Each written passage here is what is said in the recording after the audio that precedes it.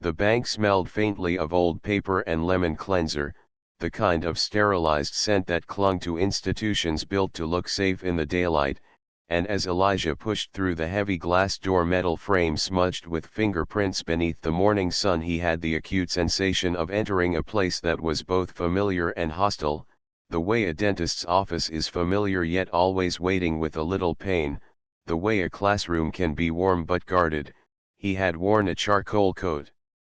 that held the memory of last night's rain, jeans pressed because he knew that no matter what anyone said, fabric mattered, polish mattered, the way his mother had taught him, and a soft navy sweater that matched the velvet box of his grandfather's cufflinks, an heirloom he kept in his apartment at the edge of downtown where the streets rose into the oldest red brick neighborhoods. His hand tightened around the envelope in his pocket, a crisp cashier's check drawn from a trust account at a brokerage acquired, after months of negotiation and nights that ended at 2 or 3 in the morning, by the holding company he now led in all but the most ceremonial name, the name that would be inked on the press release later that afternoon, his name, in the same sharp serif that lettered the coffee mugs in the executive pantry he had never liked using because something about porcelain with a logotype made him feel like he was drinking from the mouth of a promise he hadn't made. He walked in. Beneath the hum of old fluorescent lights and the subtle flicker of a security monitor mounted high in the corner, its black and white eye watching the lobby where 2 customers stood 6 feet apart because some habits never left after the pandemic, and the security guard Raphael, according to his brass nameplate, glanced up from behind a dog-eared thriller, nodded with a courteous warmth that was almost out of step with the chill of the branch, and then dropped his gaze. There was a line of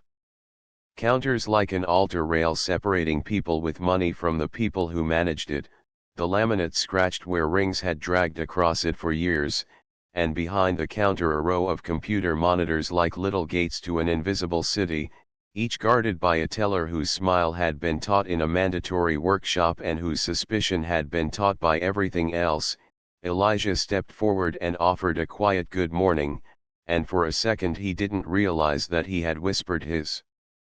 way into a memory, his mother standing beside him holding a small passbook with a navy cover, the clerk telling her that a deposit of $40 was too small to earn interest, then pressing a stamp so hard the table trembled, his mother laughing and saying that money is not just what we have, it is the shape of how we are seen, so we will dress well, we will speak kindly, we will hold firm, because they will try to erase you and call it policy. And out of the memory came Donna, her name tag.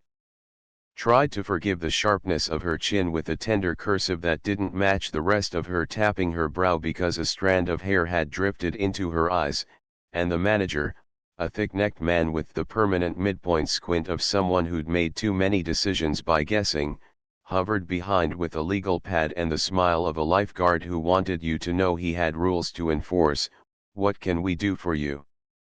Donna asked. And Elijah said, "Deposit," and slid the envelope forward, his fingers careful, his hands steady with the discipline of a man who knew his hands had been watched all his life, and Donna opened the envelope, one corner at a time, as if receiving the folded note of a child, and then the check breathed into the air like a white fish rising to the surface, the watermark breathed across it in faint blue lines. The microprint along the signature line whispered authorized signature, the routing numbers performed the quiet dance of digits at the bottom's edge, and the numbers in the box told the truth, $478,231.56, proceeds from the sale of a minority stake he had held in a startup that made algorithms to reconcile micropayments in remittance networks. A piece of his past in the ridges of this paper, a part of his present in the crisp edge of it, and just a fragment of what his future would require, what the new venture needed as seed. Donna's eyebrows climbed as if the zeros were stairs, and she made the hum that is really a no, and she looked at Elijah as if he were carrying a dragon's egg, and she said, "Do you have identification?" He did too, actually, because he knew the first would be inspected and the second would be required for big numbers, and he set down his driver's license, the plastic edge gleaming under the overhead lights, and his passport, the blue cover worn soft at the corners from the years when he had lived out of a carry-on bag in airports that shared the smell of recycled air and overcooked coffee, and Donna held both as if they might sprout teeth, and with a theater of care she held the check up to the light, as if the light overhead were a confessor who could tell her the whole story. She said, "I'm going to just get my manager to take a look," the words always spoken like it was for your benefit and not because something in you had already raised a silent alarm, and the manager Blaine approached the counter with the swagger of a man who'd been handed a whistle and told he was in charge of the whole gym. "Sir," he said to Elijah without the softness of a good morning, "we've had a rash of fraudulent checks that look exactly like this," which was the kind of sentence you say when you want your prejudice to sound like a policy, and he didn't look at the passport stamps, didn't look at the second ID beyond the way you glance at a license you will never actually read, but he looked at Elijah, at the shade of his skin, the way he dressed, not loud enough to be rich and not shabby enough to be poor, so he fell into that almost invisible category of black men whose competence isn't recognized until someone else approves it, and Blaine didn't speak softly when he said, "We cannot accept this," and he spoke loudly enough that the woman behind Elijah, a teacher if her canvas tote with a school mascot was telling the truth, shifted back a step as if danger had been named, and Elijah found himself speaking not to the people in front of him but to all the rooms like this one he had ever entered, all the faces like this one he had ever faced, and he said, "This is a cashier's check issued by," and he named the brokerage, and he said the number for the branch that had drawn it, gave them the manager's name, explained the account's origin, the sale agreement, and Blaine tilted his head, performed a study of the paper like a man examining a map of a country he had already decided not to visit, then looked up and said the words that would replay in the fluorescent mind of this branch for years, "This is fake," and he put a thumb on the top edge and with a casual cruelty that felt like a joke made at a funeral, tore the check, first a little rip like a giggle, then a bigger tear, paper sighing as its fibers gave way, a waterfall of white falling over the counter, the watermark breaking like ice under a boot, and someone behind Elijah said, "Oh," and the security guard raised his head as if the air had tightened, and Elijah felt something rise, a volcano buried under a suit for all the years since he was 14, and a cashier asked him for a manager when he handed over his first credit card, and he said, "What are you doing?" with a calm that felt like it had been purchased at the price of 1,000 swallowed responses, and Donna, her hands still holding pieces of a check that had been whole 2 heartbeats before, made a face that suggested she had just seen a spider. Blaine said, "If you hand us a fraudulent instrument, we have to confiscate it," but he said confiscate with the relish of a man using a big word to make himself bigger, and Elijah said, "You tore it," and Blaine said, "Yes," and Elijah said, "You destroyed my property," and Blaine said, "It's not property if it's fake," and Elijah had the thought that in rooms like this you could lose more than money, you could lose your temper, and then you would lose your freedom because they would call it a disturbance, so he stood very still, a statue carved not from marble but from restraint, and he said, "Please retrieve the manager for this district," and Blaine said, "I am the manager," and Elijah said, "Your manager," and Blaine said, "We've called the police," which was how you swung a hammer at a bell and told everyone to listen to how calm the room could become if they watched the right people leave.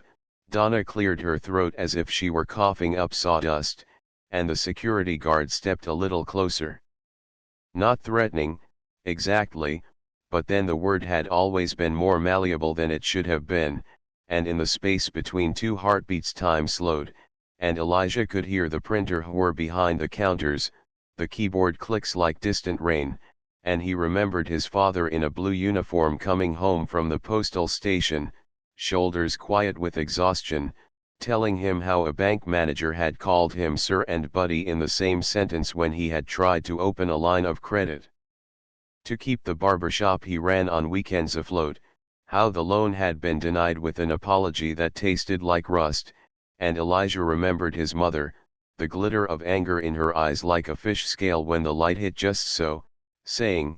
"There are doors that will not open for you unless you own the building," and he had grown up like a man building a map that led to a deed for every door he had ever entered, and now here he was in a branch of a bank owned, 10 days ago, by people who had smiled at the camera while signing term sheets and who now smiled into the faces of cameras in his glass-walled conference room, a branch that today belonged to a holding company called Alder and Gray that had won control after a year-long proxy fight, a branch that flew the flag of Rowan First National but wore, under its lapel, the new pin he had sent to every employee this morning. He had chosen the pin's color himself, a deep blue like city twilight, because he hated the old green that felt like money's smug cousin, and he looked at the pieces of his check spread like little white islands on the counter, and he felt something that was anger without temperature, pure clarity, like the sky when winter scrubs it clean, and he said, "I'm going to step outside," and Blaine said, "Please do," like a man who had just won a little, and Elijah nodded and turned and walked out of the branch, aware of everyone's eyes, aware of Raphael stepping a half-inch closer to the door with the omnidirectional courtesy of people who keep order without attracting notice, and when the heavy glass door thumped behind him the street air flooded his lungs, cool and stitched with the smell of exhaust from a passing bus and the fried dough from a food truck 1 block down, and he stood on the sidewalk and watched his reflection in the pane, a man in a charcoal coat, a man his mother would have recognized even if he had turned 50 times since she left this earth, a man his father would have loved to see standing this straight, and he took out his phone, and the screen came to life like a small dawn, and he scrolled to a contact he had starred at the top because he knew that in life you plan for emergencies not to happen by planning for them to be solvable. Nadia, his chief of staff, whose mind was a metronome and whose voice changed when she moved from scheduling flights to reconfiguring fortunes. He hit call. She picked up on the first ring because she had been expecting him to ring once he left the dentist's appointment that had run longer than planned, the one that had left his mouth tasting faintly of mint and metal, and he said, calm as if he were ordering a sandwich, "Nadia, I need a lockdown on a specific branch," and she didn't ask him why, because she knew the sound of his voice when the room had asked the wrong question and he had decided to answer with a chapter, so she said, "Name it," and he gave the street, the city, the 4-digit code, and she said, "On it," which meant a wave of calls would run like a hand across the surface of a pond, and then he called Rita, the general counsel who had the unadorned sentences of a person who had learned, after years in this business, that clarity is an act of kindness in the middle of a storm, and he said, "I need you to draft a termination notice for every staff member in the branch at the coordinates I just sent you, for cause and pending investigation, effective today, 10:15 a.m., hold for my final," and she paused as if placing a pen on a legal pad in her mind and said, "Approved, but we need to ensure coverage for customers," and he said, "Reroute operations to the central support desk, freeze teller access, place branch on internal hold, I want the next 5 customers met at the door with gift cards and apologies," and she said, "Done," and then he called Marshall in security because if Blaine had called the police, he wanted someone who knew both the policy and the difference between a man leaving a bank to take a breath and a man leaving a bank to run, and within him there was a small door opening into the part of his brain that he used in boardrooms, the part that counted beats of time the way a drummer counts measures before the bass drops. He hit another number, a direct line to the executive who was his partner in this acquisition, a man named Osei who had come from Accra via London, whose laughter was the sound of a saxophone riff and whose seriousness was the form of gravity, and gave him the shortest version. They tore the check, and there was a silence full of the thunder of things that have already happened, and Osei said, "I'll join the call, we will dot every I and cross every T, and if there is a camera, I will smile," and they both smiled because men like them had endured rooms where they were expected to grin and not show teeth, and now they were not in such a room anymore, or at least not only. Across the street a woman in a pale blue coat bent to pick up a dropped scarf, a taxi honked, the city reminded him that it always kept moving, and he watched his reflection blink as a cloud passed, and then his phone vibrated again and Nadia said, "I'm on with regional ops, we have a remote lock, the branch network is paused, customers can use the ATM, I'm patching you into a secure call, we can do this in 10, and he thought of the title they were probably going to put on the article about today's executive moves. He thought of the title he would choose instead if he ran the paper. He thought of his mother whispering, "I am not here to watch you be small," and he said, "In 10 minutes, and clicked off, and breathed, and the numbers ticked in his head, 9 minutes and 32 seconds, 9 minutes and 10 seconds, and he looked down at his shoes because sometimes the present spelled itself in small things, the scuff on the toe from a curb he had misjudged last night because he had been texting while walking, the dark leather polished like a mirror by the kid at the stand in the lobby of his building, the way the sunlight painted a thin line of gold along the laces. He remembered the first pair of leather shoes he had owned, bought for a debate tournament in high school, a gift from his father and mother who had worked an extra Saturday at the barber shop and an extra Sunday in the church kitchen making pound cakes to sell just so he could stand on a stage and argue with an English teacher's son about the merit of easing restrictions on foreign aid, and now he had shoes that cost more than his old apartment's rent had been in his 20s, and he could feel both the gratitude and the absurdity of it, and he smiled a little because gratitude and absurdity were a marriage that most days worked. He walked back to the door at 10 minutes to the next hour and put his hand on the handle just as it buzzed because inside someone had pressed the button, perhaps out of habit, perhaps because the presence of a man like him on the sidewalk was a security problem to be solved or a courtesy to be extended. Motivations are always a blur when observed through glass, and the door opened and he stepped into the sound of the ceiling's hum and the clerk's breathing, and he saw the torn check still on the counter like confetti after a parade that had celebrated nothing, the manager still standing with his clipboard like an anchor that kept him in a sea, the guard's gaze more intent now, the woman with the canvas tote now at the front of the line because, as she whispered to the man behind her, they said they called the police, and even though he knew what would happen next, Elijah felt a strange heat in his hands, the electricity of the moment when you are about to do the thing that your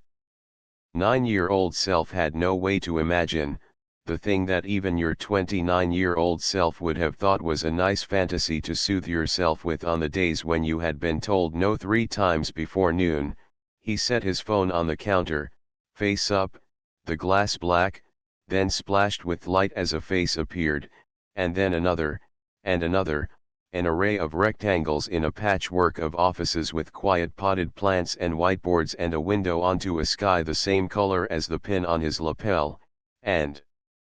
as the faces came up, as the corporate network fed itself into this little box, the branch quieted because the presence of a laptop at a counter has a certain weight these days, and the manager said, "Sir, don't take video in here," and Elijah looked at him and said, calm as a bell being rung by a soft hand, "This is a compliance call," and the screen blinked, and suddenly there was a voice, Nadia's, saying, "On record, case number 22-61A, date and time verified, participants logged," and Rita's voice, saying, "Good morning," in a tone that made the word feel like a document, and Osei's face like a small sun in a rectangle like a window, and behind him a wall of books whose titles were both a flex and a comfort,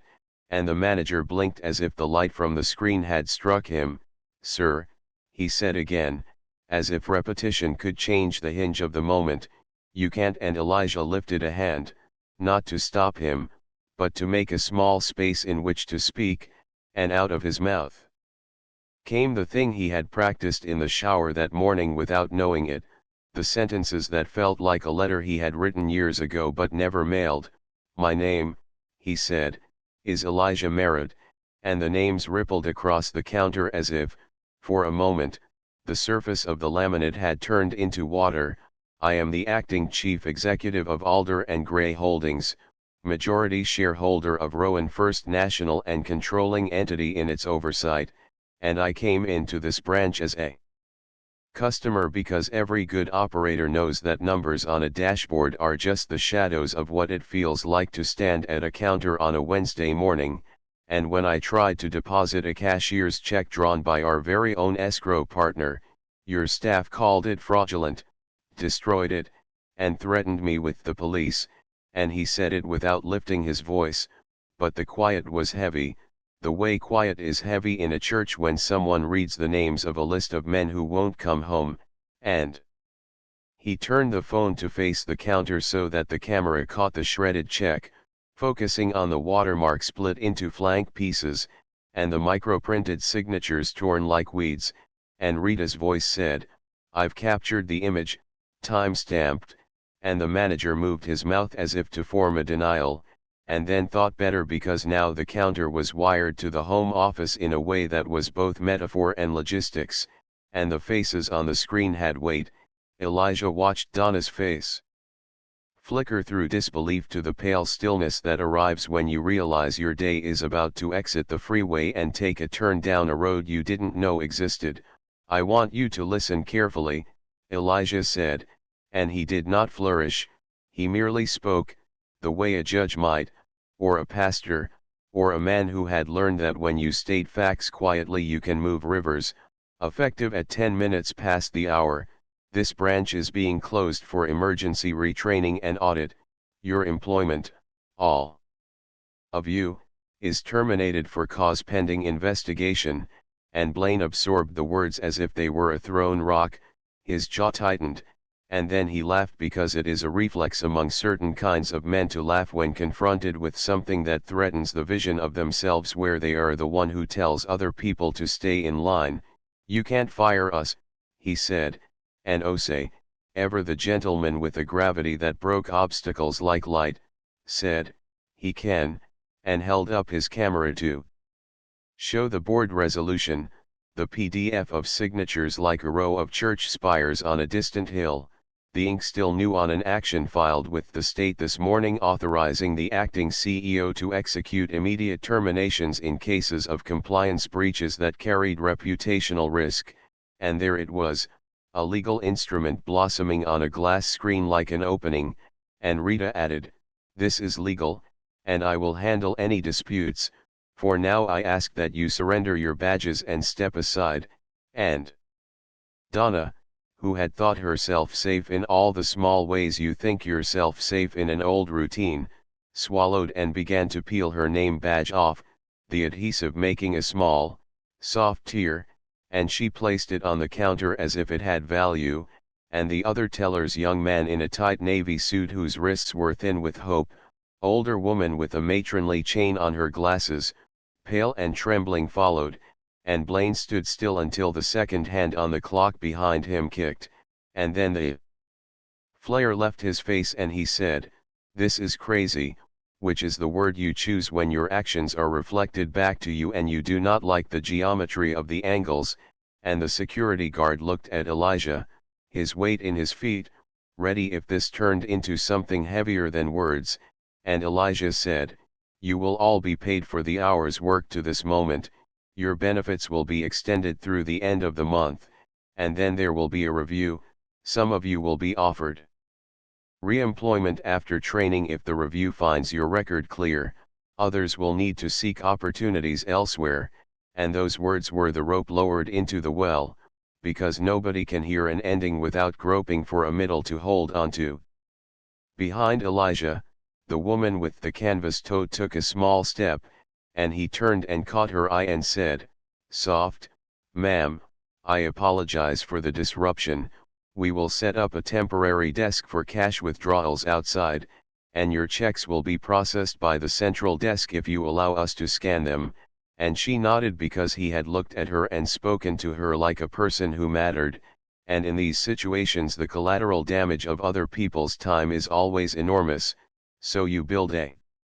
bridge to carry them across. An older man in a veteran's cap coughed into a handkerchief and said, "Son, you gonna fix this place? Because they been playing stupid games for years," and Elijah's throat tightened because there is a peculiar kind of tenderness in the word son when spoken by a stranger with a lifetime of winters in his eyes, and he said, "Yes, sir," and the man nodded, as if he had known all along this was only a matter of when. It didn't happen cleanly, of course, nothing does in the waking world, not the way it unfolds in a screenplay. There was a flurry of calls as the regional director, blind with surprise, strode in with a face like he had just bitten a lemon. There were customers who didn't care about the policy and just wanted to send money to their niece. There was the policeman who arrived and then left, hand on his belt, puzzled and amused because it turned out the man he had been called to remove was the one handling the removal. There was Donna's trembling lip. There was Blaine's anger turning into a slurry of words about protocol that turned into silence when confronted with the image of the torn check that he had, by his own hand, destroyed. There was a young teller named Maya whose fingers shook so hard she dropped her badge twice and who, with tears in her eyes, said to Elijah in a voice that sounded like a whisper over the phone lines of the past, "I tried to tell him to call the number on the check," and he looked at her and saw, briefly, his younger cousin at her first job, and the part of him that is always doing calculus remembered the title, the promise of a story that might be told as a laugh line in a bar for the rest of his life. But the man is not a meme, he is a person, and so he looked at her and said softly, "I know," and a piece of the anger burned off, like mist from the face of a river when the sun finds it. From the ceiling speaker, the bank's ambient playlist continued, a bright, indecisive piano, as if the institution were trying to apologize with pleasantness, and on the phone, Nadia directed logistics with a precision that made Elijah proud, telling Marshall which doors to lock and which to leave open, telling the central desk to reroute call flows, telling ops to push a message to the app that explained the closure and offered coffee cards for those impacted. If this had been a film, the camera might have used overhead shots to show the shape of the moment, the angles of the counters, the geometry of power fracturing and rearranging itself, Donna's hands slowly releasing their grip on the shredded paper, Blaine's face reddening as he stood in the wreckage of his paperwork armor, Raphael's hand on his radio, Elijah's eyes steady on the faces in front of him, but life had its own lens, and he could feel the scene slide into the part of his memory that would play back during the quiet minutes of nights to come. When the last of the tellers had stepped away and the temporary closure signs had been taped up, when the small crowd had thinned, when the woman with the tote had been escorted to a folding table where a small end of the world's sense of improvisation had been deployed, a ring light landed on the desk to make the scanned checks legible, a small printer hummed, Elijah turned back to the counter and, because he was the kind of person who cleans up after he has broken something even if he had not broken it in this instance, began to gather the pieces of the torn check. The edges were feathered where the paper had resisted, the watermark in wing-like fragments, and there was an absurdity to the act collecting money that had been turned into confetti that he felt in his chest as a tightness that could have been laughter or sorrow if he let it be, and he placed the pieces in a clear plastic bag that Marshall offered as if they were evidence pulled from a crime scene, which, in truth, they were. Rita said, "We will have a new instrument issued by end of day, and we will bill this branch's cost center for the fees," and Elijah nodded, because that was a kind of justice that had numbers attached to it, which this world understood. The next hours were the kind of hours that compress into an email for everyone else: branch closed due to compliance failure, staff terminated pending review, retraining begins Monday. But for him they were an exercise in choosing the shape of the story he wanted to live in. He leaned on the counter in his charcoal coat and he could see another version of himself, louder, crueler, good for the cameras and for the certain kind of applause that trades in humiliation. But he remembered his mother's voice telling him that how you end a story determines how you'll dream about it for the rest of your life, so he let the angle become softer, not weak, but curved in the direction of a future that did not have this branch as a crater and nothing else. He had a folding table set up outside with a sign that said Rowan First National Community Desk, and he stood there for an hour, greeting people who had once been told by someone behind glass that their fees were their fault, and if this was theatrics, it was the kind that served a useful function. It told a street of ordinary citizens that the person at the top had stepped into the weather and would listen to them in the wind. The hours pushed themselves into the long afternoon, the sun tilting and casting long shadows through the high windows of the branch, and somewhere in the background the building's HVAC changed its hum, and the story kept being a story even when he wanted it to resolve neatly. A man came to yell about his overdraft fees, a woman came to hug him because she had seen the video on a cousin's feed already. Things move fast in this world. A line of kids walked past in their school uniforms and he remembered being their age and wanting to be someone whose name meant something in rooms like this, and then he found himself alone inside for a moment, the branch quiet, the sunlight like a blade along the floor, the security monitor showing empty queues, and he sat on a chair usually reserved for toddlers coloring while their mothers filled out forms, and he breathed, and in the quiet came the picture of his father in his postal uniform, sitting at the little square kitchen table in their apartment and teaching him how to make an envelope look crisp, addressing it to a scholarship office and then smoothing it with the side of his palm, saying, "We make things neat because they will not excuse us," and his mother taking the stamp and giving it to him, letting him press it on, and even now he felt the tackiness of that first stamp. He took the plastic bag with the torn check from his pocket and thought, "This is a relic of the old world, and maybe I'll frame it in my office, not as a trophy, but as a reminder, so that every time he was tempted to fly at a problem with the wing beat of anger, he could look and remember that you can be right and still choose to be better."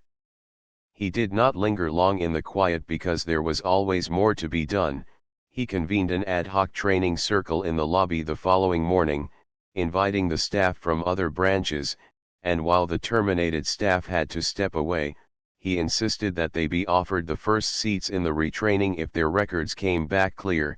because you do not extinguish a fire by setting a bigger one on top of it. He brought in a man named Lionel who had worked 20 years on the front lines at a credit union that had grown without losing its soul, and he listened, really listened, as Lionel talked about scripts and eyes and hands and the ways bias weaves itself into the way you tap a keyboard when a black man or a Latina woman or a person with a thick accent walks up and asks for access to their own money. Elijah listened and thought of all the boardrooms where the word risk had been weighted with the clay of certain kinds of faces, and he decided to make a program, not the kind you announce with a press release and check off as done, but one that literally rewrote the way the bank's software offered choices to tellers, because he knew that if you change the menu of options a human sees, you change the human for a second, long enough for the second to become a habit. As he listened, he felt the gaze of the cameras that had appeared local news, then national, because the story is a satisfying architecture for news producers: humiliation, reversal, justice, and he did his best to make sure the narrative didn't turn into a victory lap, because he knew that while the firing had been necessary, the work would be judged not by the scene at the counter but by the line at the door in 6 months, and whether the man in the veteran's cap would tell his cousin that the bank had changed.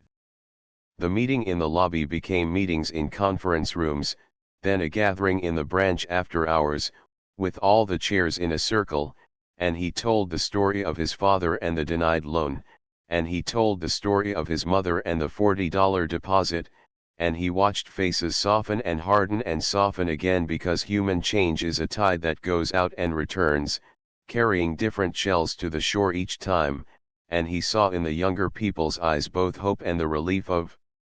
someone being told they are not bad, they are part of a system that can be redrawn. The termination papers had been delivered and then, in some cases Maya's, for example, retrieved and revised into a probationary retraining,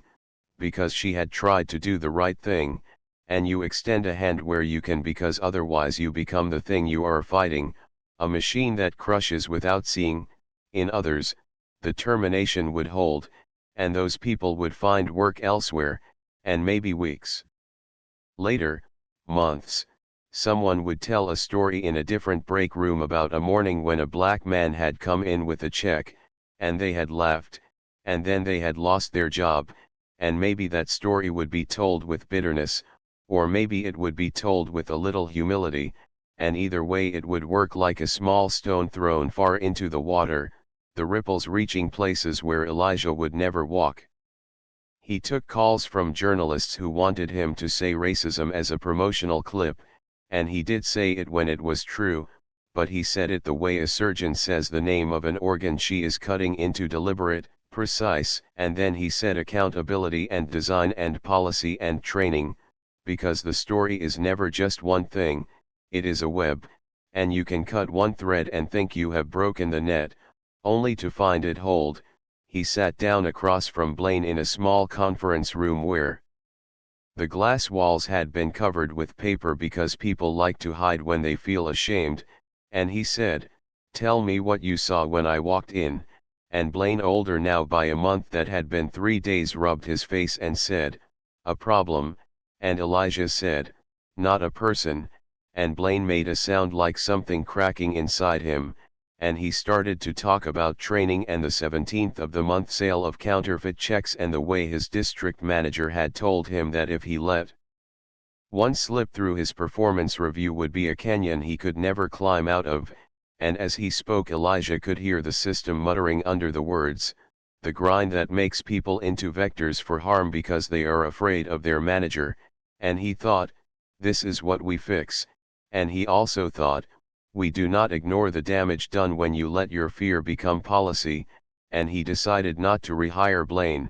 but he also decided to write him a letter that said, when you are ready, call me. And we will talk about how to do this work somewhere else, not because he wanted to be the hero of every scene, but because he wanted the world to be a little better in the places he could reach.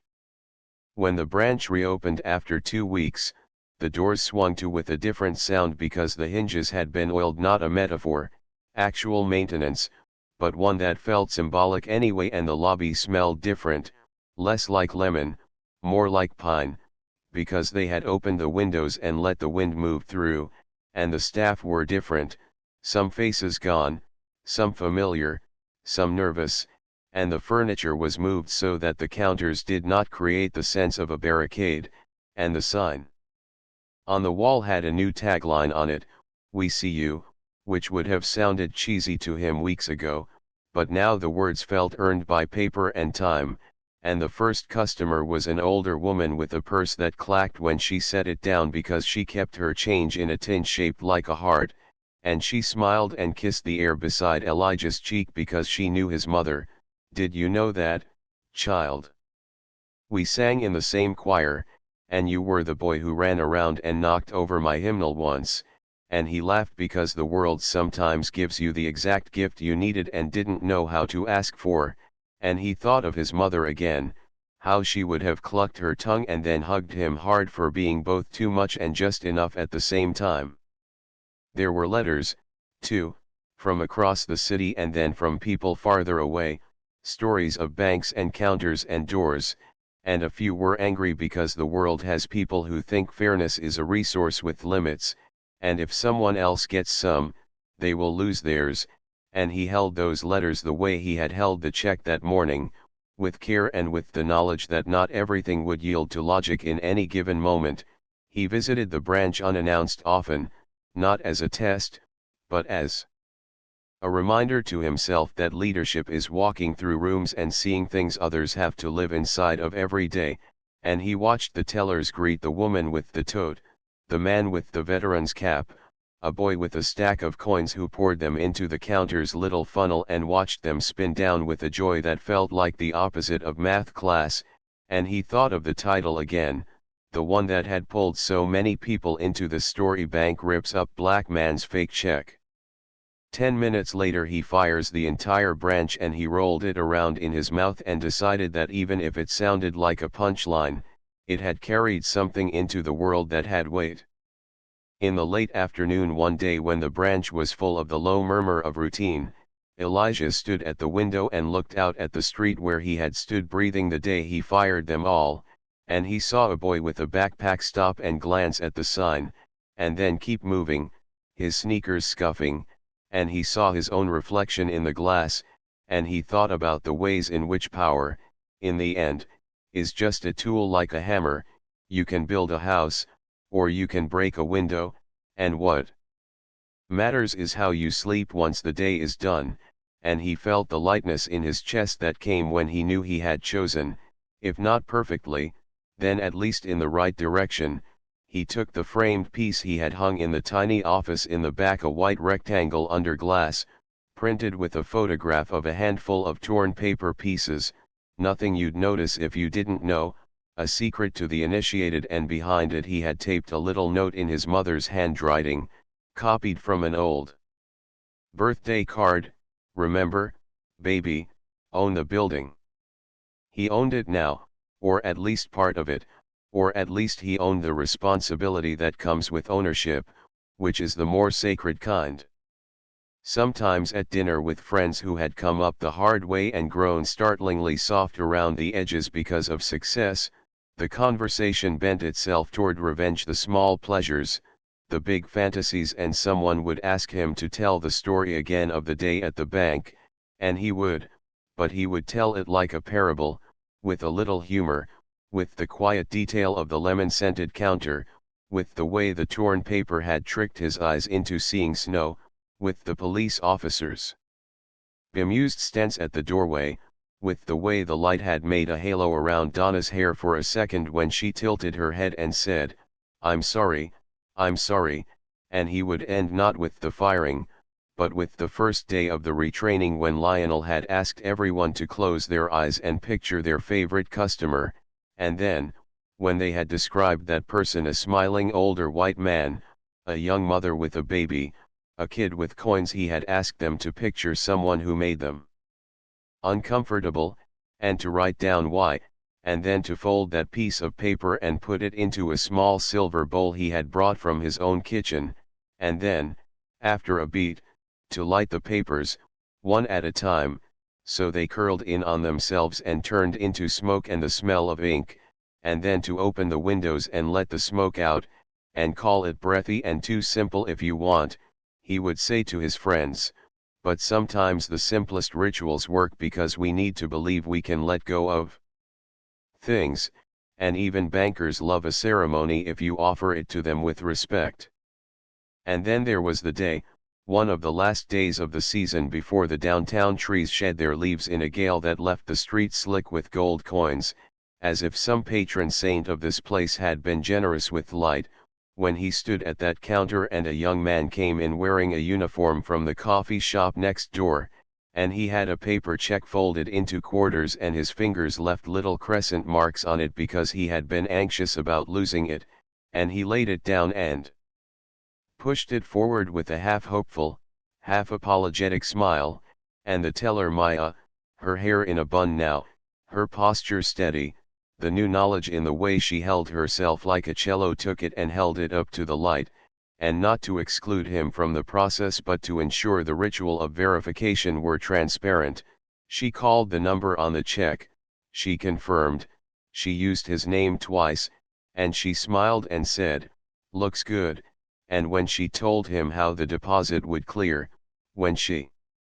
offered to set up an account that would cushion his world a little, When she did this with warmth, he nodded and his shoulders dropped an inch, and his world got a little bigger in front of them all. You could see it on his face like sunshine behind a cloud, and Elijah stood still and watched the papers in the frame in his office find a kind of redemption in the ordinary, and he understood in that moment why all the fuss mattered more than the fact that he had fired a branch in 10 minutes.